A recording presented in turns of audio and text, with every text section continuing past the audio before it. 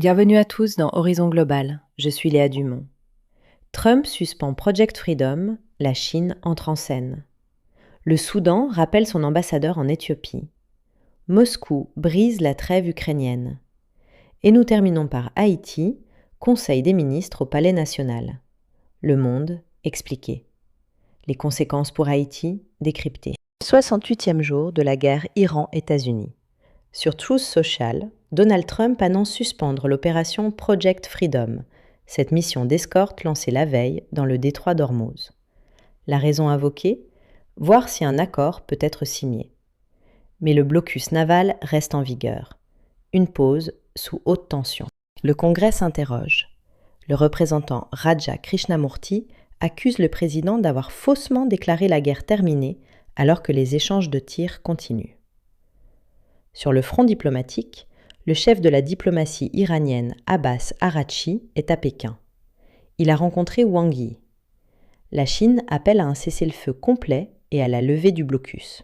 En ce temps, Israël frappe le Hezbollah dans la banlieue sud de Beyrouth. La cible, un commandant de la force Al-Radwan.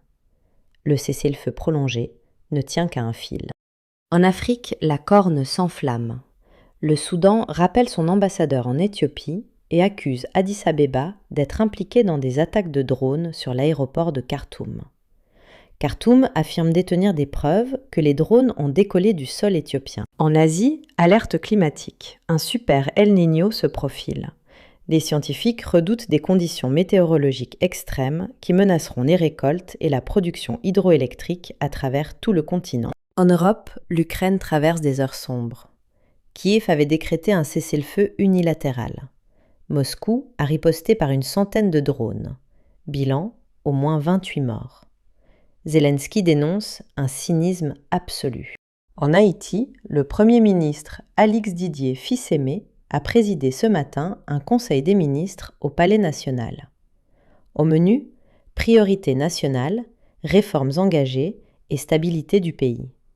Depuis la dissolution du Conseil présidentiel de transition en février dernier, le Premier ministre assure seul l'intérim jusqu'aux prochaines élections. Enfin, une nouvelle lumineuse. Le poète haïtien René Depestre a reçu le prix Goncourt de la poésie Robert Sabatier pour l'ensemble de son œuvre.